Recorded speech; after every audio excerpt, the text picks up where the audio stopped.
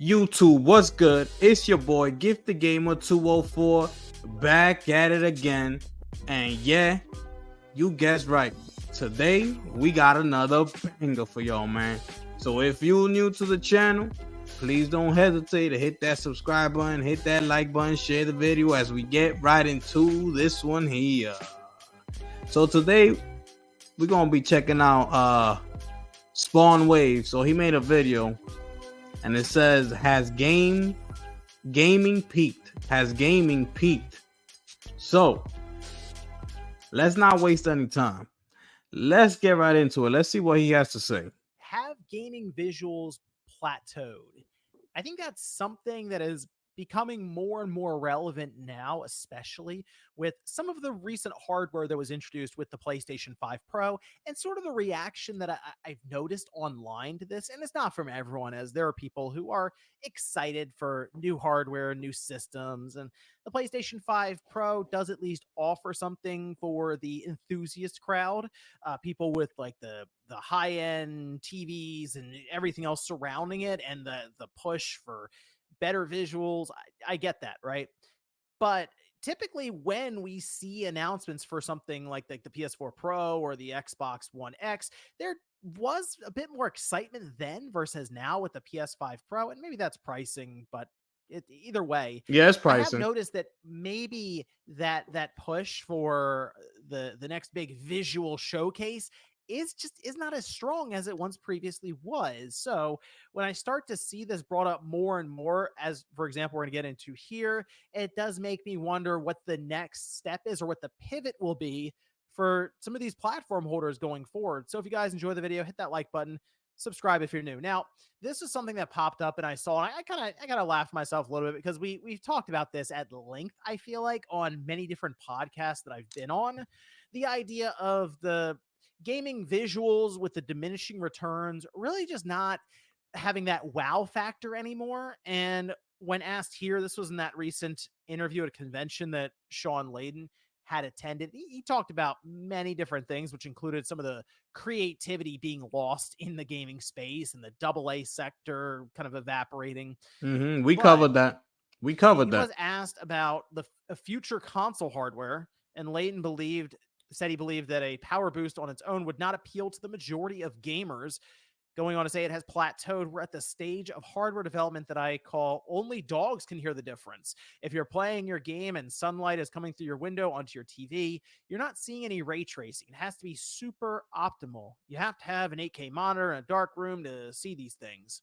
I will say I don't think you need to have an 8K monitor necessarily. I do think you have to have the right circumstances in, as he's saying here. I mean, look. And by the way, yes, it is pricing. It is because of the price. If PlayStation was to come out and say and put it just $100 less and would have said that the Pro was gonna be $599, everybody will go out and get that console. If it was just $100 less, everybody would have gotten it. So yeah, I think it's the pricing. Now, as far as what he's saying here, let's be honest, right? A lot of people don't really play during the day. A lot of people don't play video games during the day.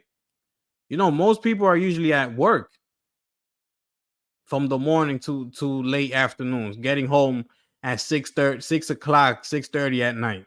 So the majority of people don't play during the day. They usually play at night. So him saying this, like, it really like doesn't prove the point that he's trying to make, because a lot of gamers don't play during the day unless you have that time. But most people are playing at night. Everybody's working during the day. And another thing that I'm seeing here, you see that next paragraph right here? We're fighting over teraflops, and that's no place to be. We need to compete on content. Jacking up the specs of the box, I think we've reached the ceiling. Now, I had to read that because That's all people. That's all people talk about, and I don't understand why. Everybody just, oh, I need to see the T flops. I need to see the T flops first. I need to see the T flops. For what? For what? Xbox showed you their T flops. They got 12 T flops on that Series X. Are they using them? Let's keep going. Here in the sense of sunlight coming through. If you've played it in a room and like even if you have the blinds down and just enough peeks through and hits your OLED screen, it's fighting for its life at that point when it comes to image quality. It just is. So yes, in that sense, you do need to have the right dark environment to get the most out of your nice OLED or theater setup. Sure. But in this case, the idea of ray tracing it's been around for years now. It's been pushed heavily by mostly graphics card manufacturers because I think Graphics, it's a way for Nvidia. them to try to There's justify the Nvidia. rising costs, which the video card market is a whole other thing. And it's Look at it. very different now versus even 10 years ago. And I'm thinking back to the days of like the budget cards we would get that were, I think, more interesting than the high-end cards because you knew what you were getting into if you spent enough money. I was just always intrigued to see what $200 brand. Would you look at that? Just look at the screen. Listen to what he's saying. But at the same time, just look at the screen. This is what's going, like, look, this DLSS. You saw the other one, right? It was like at 15 frames per second and just boosted up to like 80 or something. Yeah, let's go. And you could get you for a card. And at the time, it was actually quite impressive. I'm thinking of like the RX 480. That was a pretty good card at the time when it released. But even before that, we had many different cards for Nvidia before they pushed in this direction where it almost feels like they have features that they're specifically locking to newer video cards just to try to get you to upgrade to it. That's it. It's not like the card, it has this big wow factor to it outside of them having like a software lock almost over different features. That's true. Nonetheless, ray tracing has, of course, found its way into these different consoles. And that has also been part of the marketing. However, it just hasn't really lived up to the hype that they were trying to outline to us. And most of the time for me, it gets turned off because I'll do performance mode. I just prefer to have the higher frame rate or the 60 FPS or the smoother frame rate over what ray tracing offers. Now, he goes on to say we're fighting over teraflops, and that's no place to be. We need to compete on content. Jacking up the specs of the box, I think we've reached the ceiling. Now, part of that also comes back to there's a cost for this. So I didn't know he was going to read that. Sorry. Any of these manufacturers, Nintendo, Sony, Microsoft, they could make an incredible box that would be really powerful. And even Nintendo's case, a very powerful handheld. They could do all of this, but there is a cost. So, for example, Nintendo, you might have a cost for battery life as well as literally how much it costs, like the system itself. There's always a threshold they're trying to work within for their mainstream quote unquote console. With Sony offering their PS5 Pro, that is not their main PS5 system they're selling. Their main one is just the standard, the $450 digital, the $500 disc-based unit, and now refurbished systems that start at $350. This is an enthusiast low manufactured number that they're releasing here with the PS5 Pro. They're not looking to make a ton of them necessarily compared to the base one. All right. So exactly make $1,000+ system that would probably do exactly. So, like he said, this is not PlayStation's main console. They're not expecting everyone who has a PlayStation 5 to go and upgrade and go get a PS5 Pro. They know that. They understand that.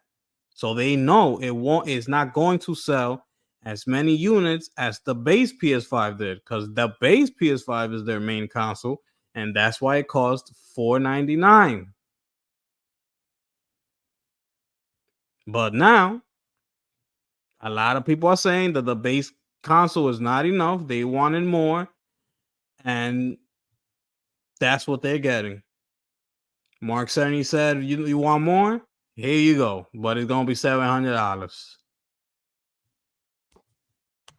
Everything, 4K, 60 FPS ray tracing, whatever, maybe even more than that.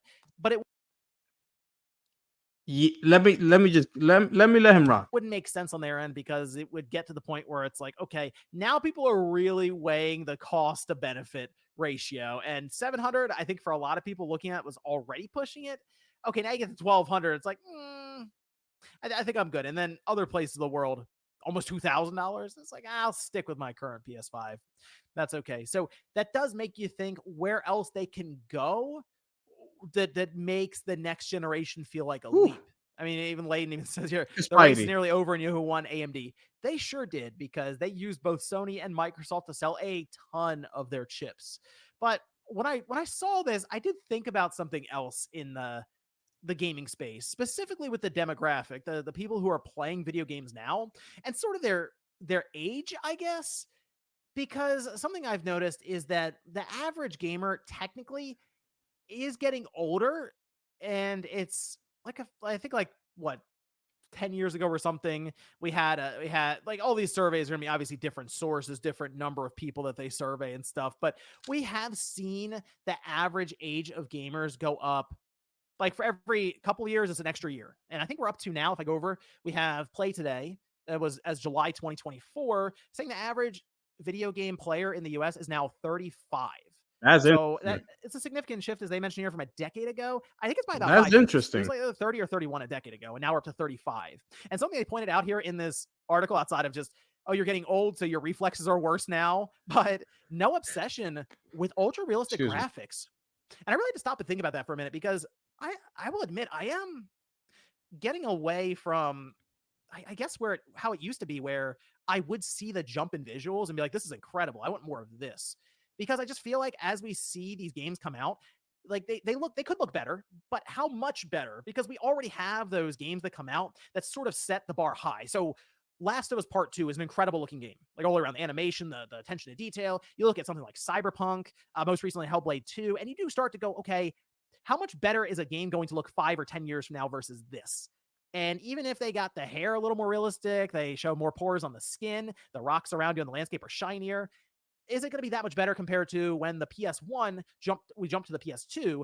I mean, Final Fantasy 9 versus Final Fantasy 10 is insane. That is such a massive jump to, yes, there was an obsession for visuals then, because we could notice it was so clear right in front of us how much better they were. Look at something like the original Metal Gear Solid, that was on the PS1. Then look at Twin Snakes on the GameCube, and it's just incredible. Like the kind of leaps we were seeing then versus now. You have the same games on PS4 and PS5, and sure, Horizon Forbidden West looks better on the PS5. God of War Ragnarok looks better on the PS5, but it doesn't look terrible on the PS4.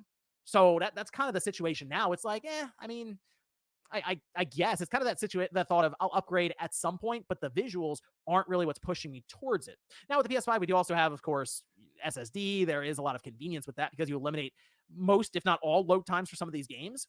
So I get that, but really going to something like the PlayStation 6 or Microsoft's next system, I don't know what the avenue is if they go, okay, now this is just a more powerful system. Because we see the PS5 Pro coming, it's more powerful, but it's not really pushing the needle for most people. And yes, some of that has to do with the price tag, but also it is kind of, we're seeing these comparisons. People are like, I mean, maybe. No. How far do we have I'm gonna stop it right there. It has to do a lot with the pricing. That's why everybody, the whole internet went on an uproar. It was because of the pricing. You don't think everybody wants to go and get a PS5 Pro? It's just the pricing. Everybody, I'm not spending 700. I'm not spending 700. It is what it is. So, and with as far as he's saying with the graphics, I mean, look, we coming from all the way back in Atari days, right? We going to into Nintendo, then Super Nintendo. You know, at that point, we starting from the bottom. So it's, of course, it's just gonna go up from there. So now Super Nintendo, Sega Genesis, you know, you got your Sega Saturns, you got your Nintendo 64s, your GameCubes, your PlayStation. You know, it's just gonna keep rising and rising and rising because we're starting from the bottom. So of course, we're gonna be able to see that generational leap in graphics because we haven't seen it yet. So we're going to see it for the first time. So that's why this is happening. Now technology is so far ahead. Now this is where we at now. So now this is something these developers and these people making all these consoles and hardwares, this is something they have to figure out. How are we gonna keep on growing and keep on bringing new technology to these consoles? That's on them now. You know, this is why they get paid the big bucks. They got to make all these decisions and they got to come up with a solution. That's why where we at now. To zoom in for me to see the difference here. And it's going to look better in person than what we see through streaming or just video compression and stuff on YouTube. I get it. But when you have to get really close to the screen and start pointing it out, it's just not like what we had before, where gamers who have gotten older now saw these kind of visual leaps. It's just not the driving force. It's not the selling point anymore. So that's my curiosity now is, what is the jump? What would make you want to go to the PS6 or the PS7, we'll say, decade from now or something? What will be the thing? Will it be just more features around the game? Will it be more immersive things with the controller? Or maybe there is some kind of breakthrough for the game itself that's only possible in this new hardware? And I think that's the biggest part, is getting back to the games themselves feeling like the revolution, as opposed to the hardware doing most of the heavy lifting. But that's kind of my thought on it now. But it was an interesting thing seeing brought up here with Sean Layden, and then linking it to that gamers getting older and not necessarily caring as much with the ultra realistic visuals or the leaps from generation to generation versus what we had when we were in our teens and the whole world was in front of us. So let me know what you guys think about this one down below. Thanks so much for watching, and I'll see you next. That's that. So I found that interesting. The whole age group thing. So the average gamer is 35 years old. That's crazy. I'm gonna have to look into that more to see, damn, I wish I just had like access to a lot of things, man, because I would like really like break things down, if I had like all this information like accessible to me, because I would love to see like what everybody's playing. And now that the average is 35,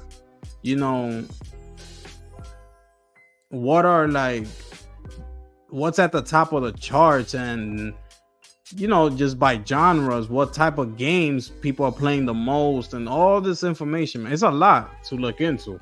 So but that's interesting, because a lot of these people are saying that everybody is getting, the gamers are getting younger. You have all these young gamers. So that's why these developers are creating all these hero shooters, all these free to plays type of games and things like that. But meanwhile, as you just saw there, the average gamer is 35 years old. And 35-year-olds, we not trying to be playing no free to play, all them type of games. So that's interesting. I gotta look more into that. But it was a good video overall, man. I agree with a lot of points that he made. So shout out to Spawn Wave. Yo, it's your boy Gifted Gamer, baby. 204 back at it again with another banger. Please make sure you subscribe to the channel, hit the like button, share the video, and I'm gone.